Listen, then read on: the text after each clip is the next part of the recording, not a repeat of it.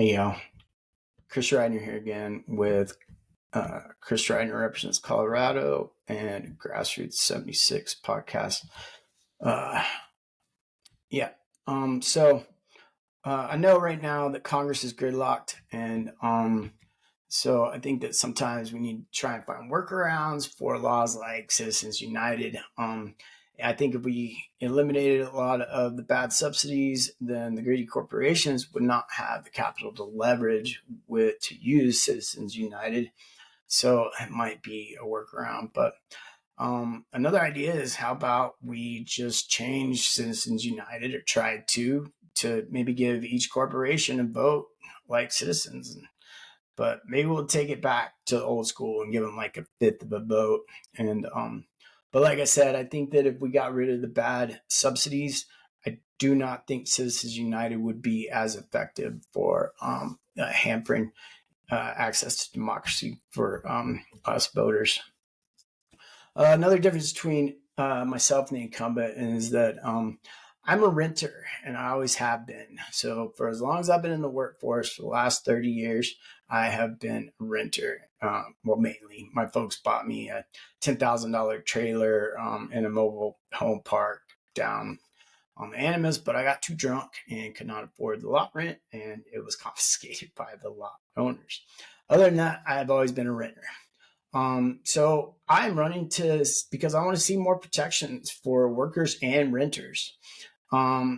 Once bad federal subsidies are lifted or redirected, I think the cost of living will be eased for renters and workers when the facade of inflation is lifted for price gouging, which it has been. And I think the market will be able to set prices again, put more competition in play, and ease our burden at the cash register. The Forbes says that almost 80% of Americans are living paycheck to paycheck right now. And then Denver came out in a ranking as the 22nd most expensive city in the U.S. Out of 100 cities to live comfortably. That report said that in Denver, you need $51 an hour wage or $106,579 salary for one single adult to live comfortably, and $272,000 for two working adults with two children. I myself, as a working scientist, I grossed $90,000 a year, and so I am like 16,000 short of being able to live comfortably in Denver for my single adult lifestyle. That's one of the reasons why I have a side gig, and that is my side gig is pet sitting gig. I am working right now and trying to keep these dogs from waking up so they don't get out. But that study I got that study from Smart Asset. And it's a 2024 study. And like I said, I will post these references on my website. I propose that we need rent control in this whole country. Denver right now, Denver County is 47, just a little over 47% renters, a little over 46% owner occupied. But 49% of the renters who pay over 30% on gross housing cannot save or live that way because actually, so 65% of the renters that are age over 65 are paying 30% or more for their housing costs. That is, they can't save, and they will not be able to make it. I just don't think I think that's really unfair. And those are coming from the U.S. Census Bureau's 5-year estimates. And so the rental market in this country and in Denver, Colorado specifically, are ridiculous. There needs to be better protections for renters as far as uh, uh, rent control. And so as far as workers go, I think that we do need to have a living minimum wage, but I think it needs to be $3 to $5 higher than whatever it's set at to be able to afford healthy food um, for healthy living. Our healthy living reduces our burden at the doctor's office and insurance and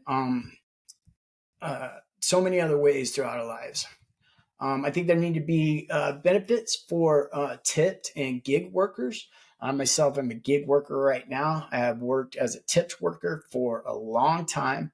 And I know that working as a tipped worker, for one, I didn't make a whole lot of money, but or another one, I never had health insurance.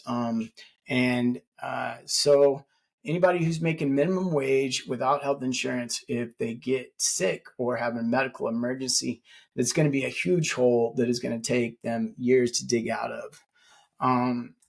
And so, yeah, like I'm trying to run for, like I said, to make life easier for myself as a renter and a worker. One thing, an out of the box idea I've thought about is maybe how about we provide an opt out cash out of Social Security for people like me who are tired of a 100-year law from FDR telling me how to manage my retirement that may never come. I could use the money now if I was to cash out on my Social Security to set myself up for retirement and not have to have the constraints or the shackles of a countdown clock or, the government being reliant on something that might not be there. I think all these would help with eviction rates and proactively stop people from becoming shelterless. Uh, so like I said, that's another difference between myself and the incumbent. I don't know. Uh, I know that I've been working for 30 years. I'm a renter. I'm not part of the upper class, and so those are some other groups of people that I am running to represent. Another one is a non-religious affiliated person. I am not religious. I am not anti-religion, but I do want to get secularism back in as a cornerstone of my government and my laws. Like I said, I'm not anti-religion because I think that everyone should be able to believe what they want as long as it doesn't hurt anyone else or do any harm. I just don't want religion in my secularist government because it can become ideological. And the biggest downfall I see in religion is that people don't hold themselves accountable to their neighbors. They hold themselves accountable to some God or whatever. So, one of the ways that I want to get secularism back into our country is to make religious organizations and churches start paying taxes for their property taxes or whatever else other businesses pay taxes for in the community. We could give them tax credits if they want to grow food on their land. They have plenty of land. But I don't know. I mean, do churches really not pay taxes? I don't see how that can be right. Like, because they use community resources, right? I mean, take Denver, for example. Like, has anyone ever driven down Hamden eastbound on a Sunday morning going towards university and see that the police have blocked off the third lane so the church congregants can get out of the parking lot, which it's using police resources of the community to do that. B, it like shortens Hamden by a lane. It it takes it from 3 or 4 lanes to 2 lanes on a Sunday morning. It's like no easy Sunday morning driving there. It gets blocked up like a weekday rush hour. But so another thing that I think is an out of the box idea, I haven't heard a whole lot of people talking about to try and get secularism back in our government, is to outlaw religiously affiliated judges. I don't think that we need ideology on our judges especially in Supreme Court or any other of the federal judges. I think that a lot of the discriminatory laws written by the minority are coming from religiously affiliated uh, uh, lawmakers and judges. And personally, I don't dislike Christmas, but I dislike all of the waste that comes along with Christmas. And basically, I think it's a built-in algorithm that's sponsored by our government. But I won't make a war on Christmas. I'll make a war on the waste on Christmas if that's what it takes. So basically, I'm running for science-backed common sense, which I think is right in front of us. That the majority of the people would like to see change. Take my campaign free or my junk free campaign has to do with junk mail. I want to outlaw and make it illegal for corporations to send out junk mailers in general, because I think it's such a waste, and I think it's invasion of privacy, and it can lead to identity theft. It's just so inefficient, and I think it would just ease the whole citizen collective psyche if we did not have junk mail anymore. I noticed on Representative DeGette's website that she has a web application building competition. So one thing I would like to do if I was elected to office before taking office is I would like to build a website that I call Democracy Portal to provide more access to Congress and basically more democracy. In this website, constituents will be able to provide feedback on legislation and bills that are coming before Congress to make them more representative of the district and allowing more access to democracy. It will consist of 3 pages. The first page will have a running counter of bills coming up for vote in Congress, with plenty of time to examine and think about what side constituents want to be on and how they would vote on the bill.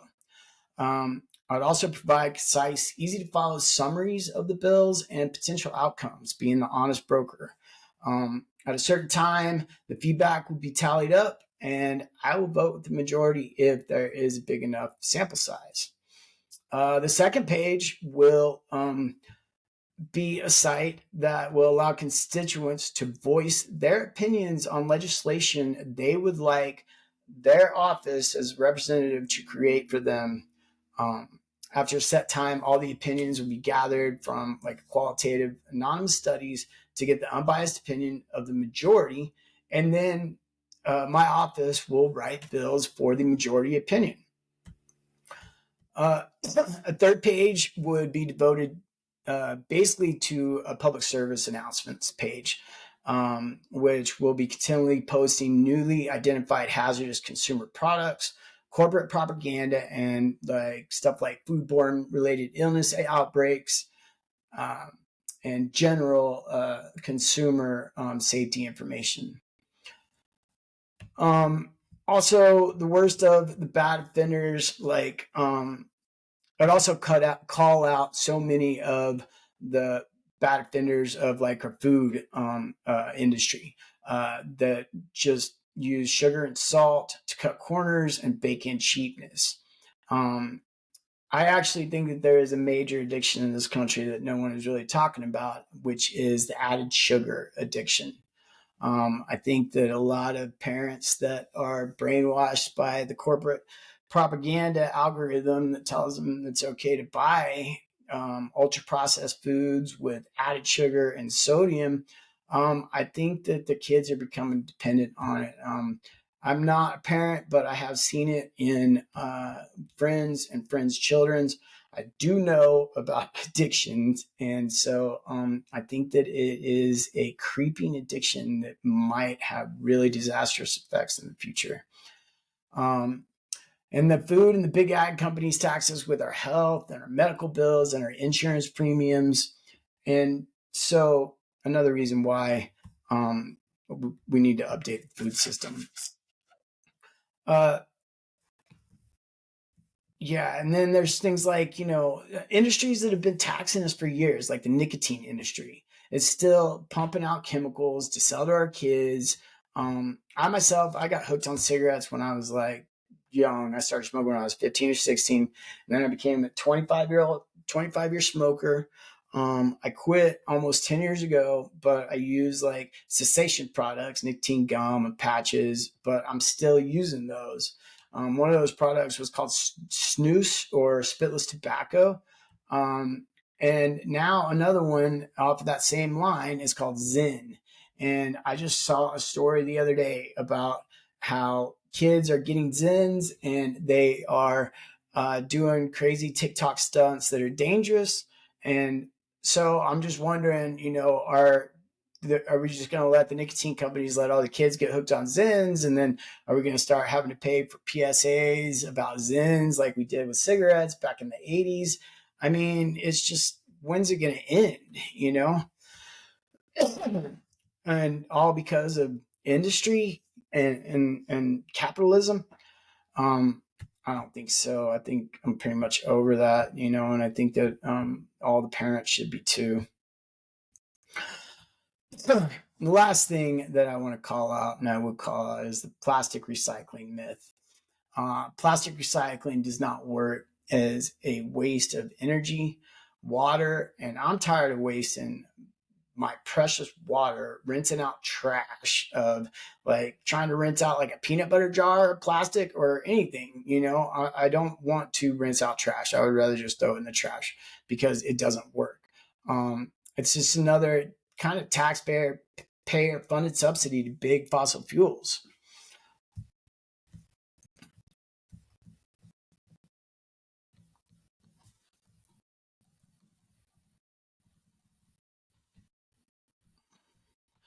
So I'm actually surprised that a student has not thought of this in Representative DeGette's competition.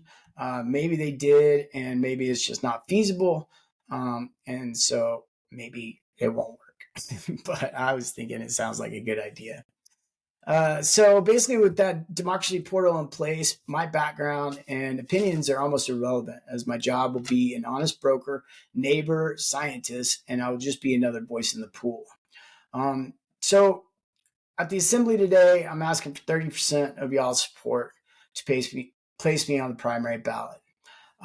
If I was to get placed on the primary ballot, I would still want to run a junk-free campaign, and I would ask Representative to do the same. I don't want to try and raise or spend any of the resources necessary for a conventional campaign, and I know Representative DeGette does not need to. But I also don't want her using her time campaigning against me because she has valuable work to do, and so do I, as in our positions as public servants. I definitely don't want Representative to get taken any time away from the gridlock in Congress when she is trying to get things done there. So if I was to be placed on the primary ballot, I think we could use it as an opportunity to show how an election cycle could be run and to instill a greater sense of democracy in our district. Uh, we could do it in a respectful manner without any mudslinging or social media jabs. We could have proper debates and or town halls. I was on the debate team all through high school. I know what a proper debate is and how it should be judged and how it should be run. I said before that I think Colorado democracy is a shining example, and it has a growth mindset. And I think that we could use this primary election to showcase that further and give like the unaffiliated voting bloc more of a choice to maybe win some of their votes over to this party. I read from the Secretary of State's website that the unaffiliated voters make up almost 50% of the voting bloc in the state now. And I actually think that I can relate more to that 50% unaffiliated voters than most of the current congressional officials who are repeatedly called out of touch with constituents and the majority of the public. And so I think that us running a good quality campaign would instill some more trust in some Democratic voters in our district to show that the party here is not afraid to make changes. Um, I think it would also help inform the voter psyche without overwhelming them by running junk-free campaigns and making and not causing the anxiousness and the stress that us voters get during the election cycle right now, and which make us apathetic and want to back out of the election cycle. I hear a lot of talk that we should have more scientists in Congress and more younger, fresh ideas in Congress. So that's another reason why I'm running.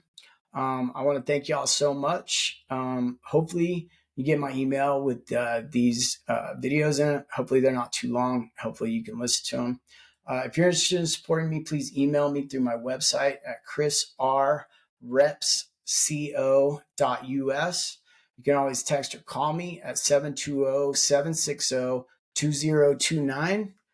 And if any of y'all would like to volunteer to nominate me tonight, please get in touch with me. I don't know if I want to have anybody do it, or I don't know if anybody wants to put their neck out on the line for me. I don't want to create an embarrassment for anybody. So it might just be better if I do it myself. But if anybody likes what I have to say and would be willing to support me, even if it's just in the name of democracy, to be able to get me to not have to nominate myself. Because I basically think of my whole campaign as a test of democracy. See what I could do with the limited resources I have in the most grassroots, unconventional way I could think of, because I think that we need to change how we do our campaigns and our And I would definitely be honored if y'all would give me more time to speak with you and talk with you by placing me on the primary ballot tonight. After this, I freed up my calendar, so I won't be working a second job, and I will have a lot more time to be able to vote to my campaign if y'all are willing to put your support behind me. Thank you so much, and I will talk to y'all tonight.